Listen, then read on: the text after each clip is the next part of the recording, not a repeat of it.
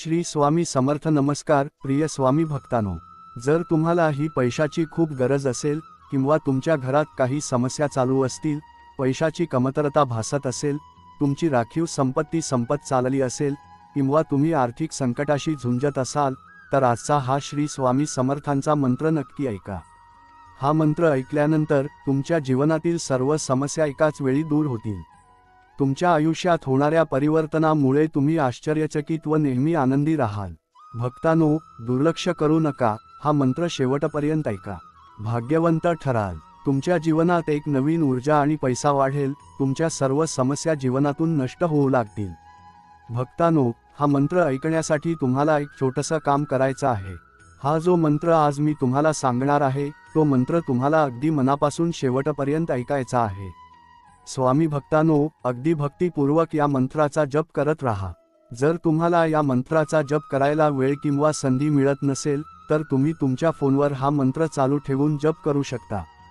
भक्तांनो, एक गोष्ट लक्षात ठेवा, हा मंत्र ऐकता ऐकता तुम्ही स्वामी समर्थांची प्रार्थना करत राहा आणि स्वामीजवळ तुमच्या मनातील जी काही इच्छा आहे ती व्यक्त करा.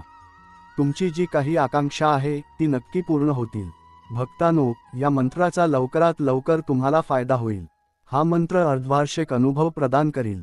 तुम्हाला असे स्वामींचे शक्तिशाली मंत्र ऐकायला आवडत असतील आणि तुम्हाला मंत्र जपायचे असतील, तर आपल्या चॅनलला सबस्क्राईब करून ठेवा, कारण या चॅनलवरती आपण श्री स्वामी समर्थांचे चमत्कारिक, शक्तिशाली आणि अद्भुत मंत्र पाहतो.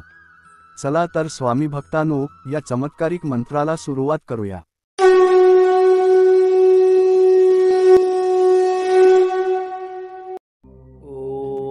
अक्कलकोट निवासी श्री स्वामी समर्थाय सर्व कर्जे विनाशाय नमः. ओम अक्कलकोट निवासी श्री स्वामी समर्थाय सर्व कर्जे विनाशाय नमः. ओम अक्कलकोट निवासी श्री स्वामी समर्थाय सर्व कर्जे विनाशाय नमः. ओम अक्कलकोट निवासी श्री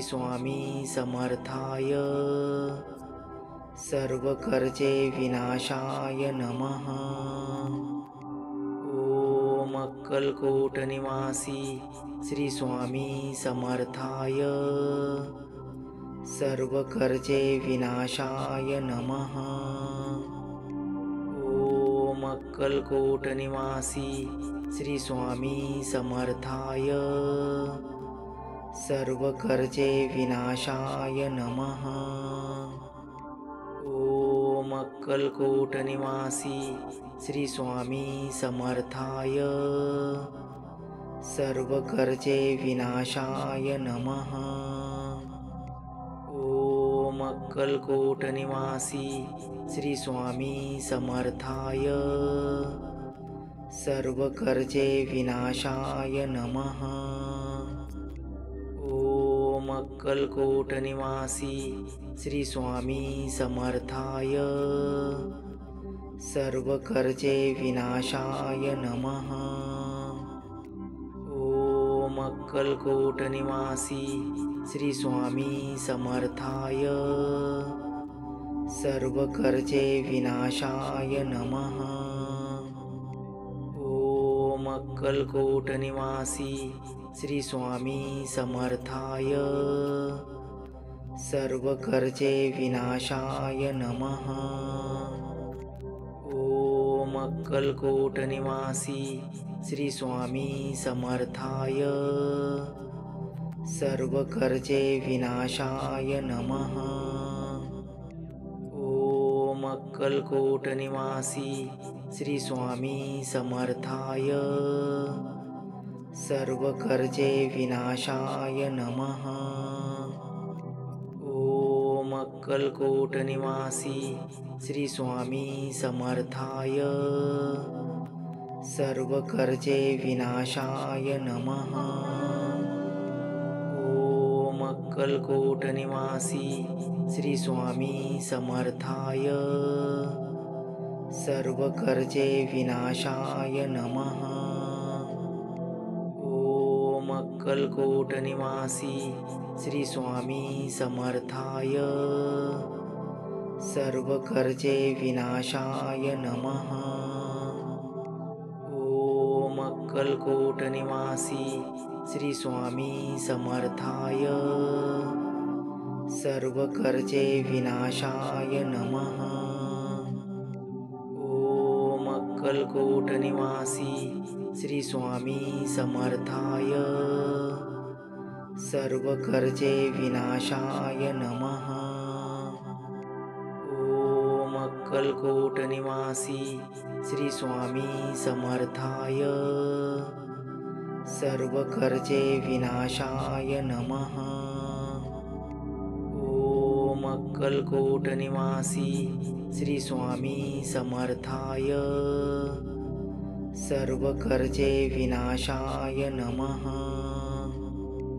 ओम अक्कलकोट निवासी श्री स्वामी समर्थाय सर्व कर्जे विनाशाय नमः. ओम अक्कलकोट निवासी श्री स्वामी समर्थाय सर्व कर्जे विनाशाय नमः. ओम अक्कलकोट निवासी श्री स्वामी समर्थाय सर्व कर्जे विनाशाय नमः.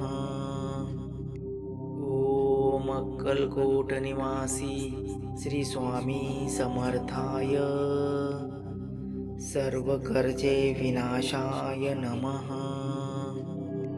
ओम अक्कलकोट निवासी श्री स्वामी समर्थाय सर्व कर्जे विनाशाय नमः.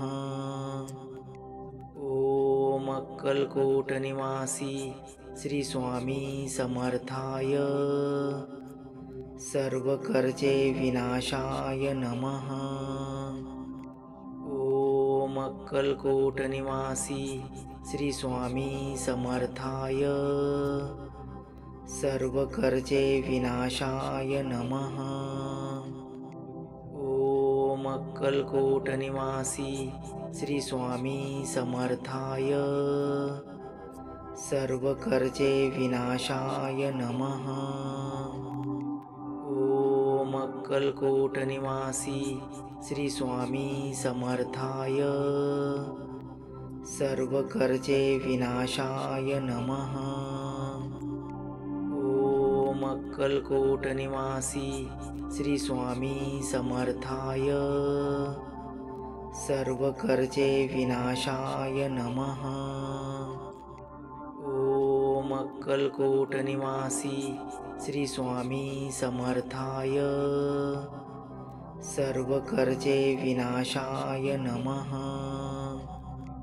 ओम अक्कलकोट निवासी श्री स्वामी समर्थाय सर्व कर्जे विनाशाय नमः. ओम अक्कलकोट निवासी श्री स्वामी समर्थाय सर्व कर्जे विनाशाय नमः. ओम अक्कलकोट निवासी श्री स्वामी समर्थाय सर्व कर्जे विनाशाय नमः. ओम अक्कलकोट निवासी श्री स्वामी समर्थाय सर्व कर्जे विनाशाय नमः. ओम अक्कलकोट निवासी श्री स्वामी समर्थाय सर्व कर्जे विनाशाय नमः. ओम अक्कलकोट निवासी श्री स्वामी समर्थाय सर्व कर्जे विनाशाय नमः.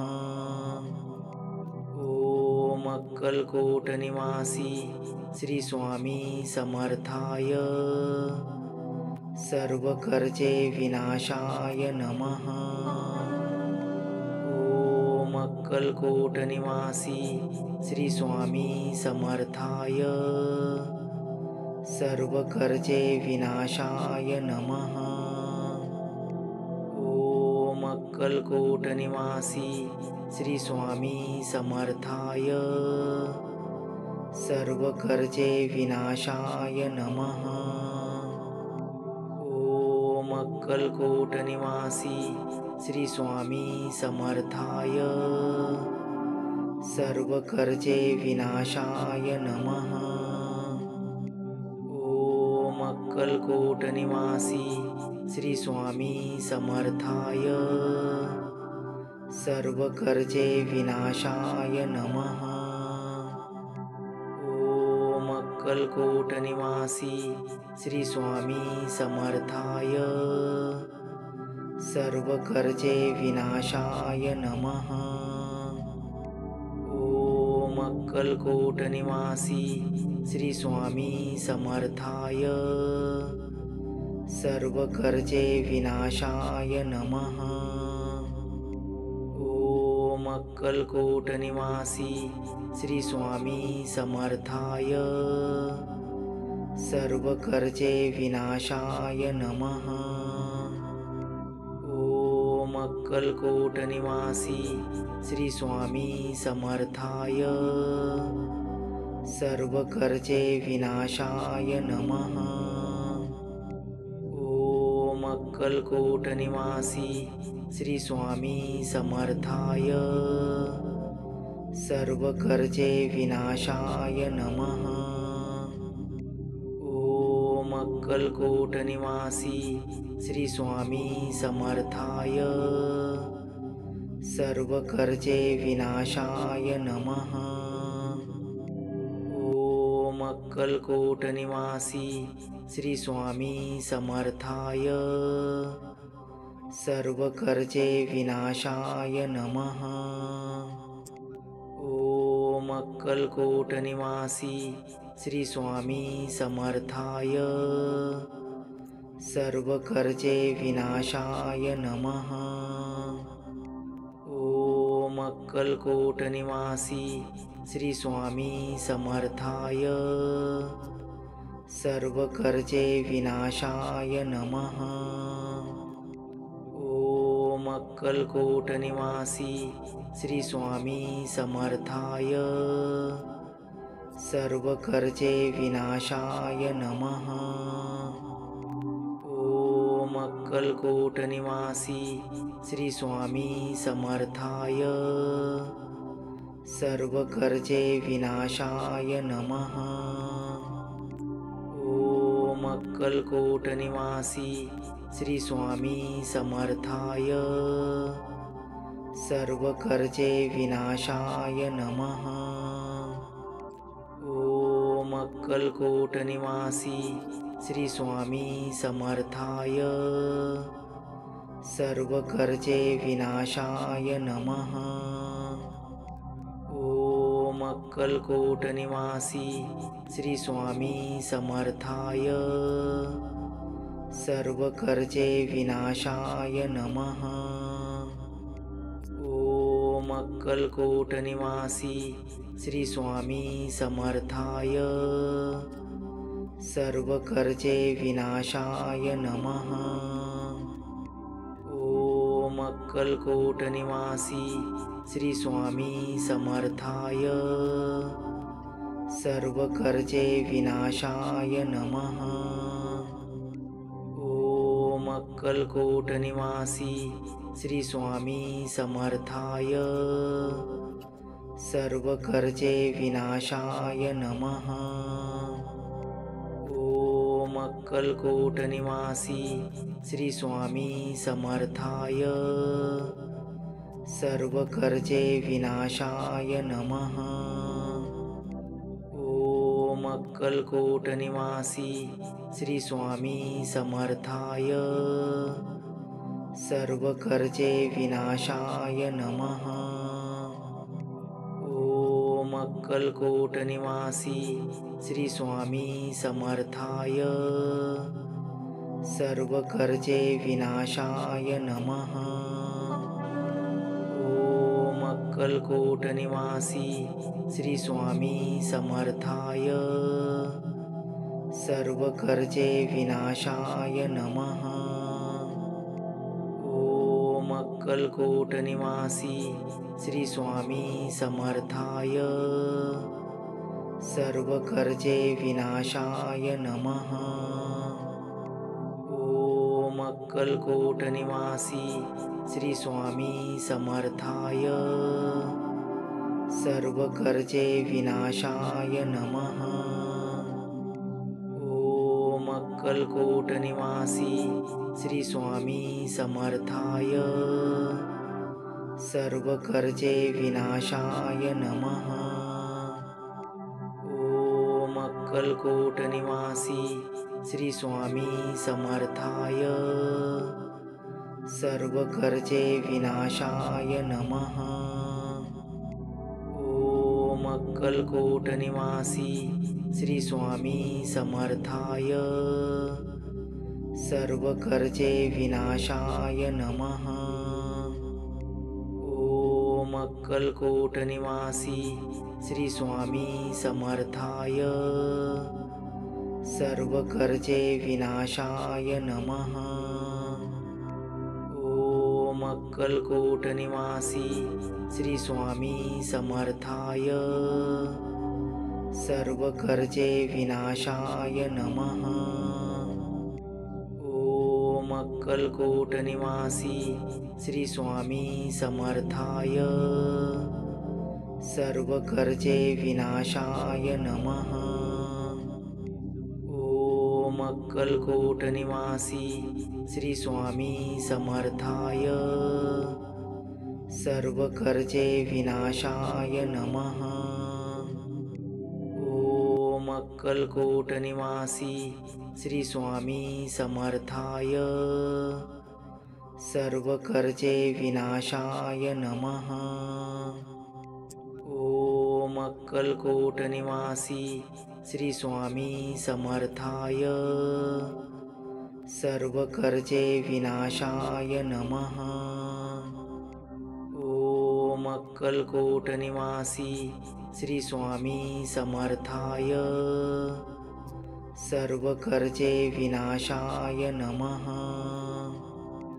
ओम अक्कलकोट निवासी श्री स्वामी समर्थाय सर्व कर्जे विनाशाय नमः. ओम अक्कलकोट निवासी श्री स्वामी समर्थाय सर्व कर्जे विनाशाय नमः. ओम अक्कलकोट निवासी श्री स्वामी समर्थाय सर्व कर्जे विनाशाय नमः. ओम अक्कलकोट निवासी श्री स्वामी समर्थाय सर्व कर्जे विनाशाय नमः. ओम अक्कलकोट निवासी श्री स्वामी समर्थाय सर्व कर्जे विनाशाय नमः. ओम अक्कलकोट निवासी श्री स्वामी समर्थाय सर्व कर्जे विनाशाय नमः. ओम अक्कलकोट निवासी श्री स्वामी समर्थाय सर्व कर्जे विनाशाय नमः. ओम अक्कलकोट निवासी श्री स्वामी समर्थाय सर्व कर्जे विनाशाय नमः.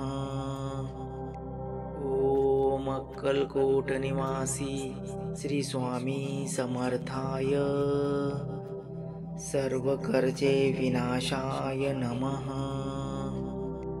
ओम अक्कलकोट निवासी श्री स्वामी समर्थाय सर्व कर्जे विनाशाय नमः. ओम अक्कलकोट निवासी श्री स्वामी समर्थाय सर्व कर्जे विनाशाय नमः. ओम अक्कलकोट निवासी श्री स्वामी समर्थाय सर्व कर्जे विनाशाय नमः. ओम अक्कलकोट निवासी श्री स्वामी समर्थाय सर्व कर्जे विनाशाय नमः.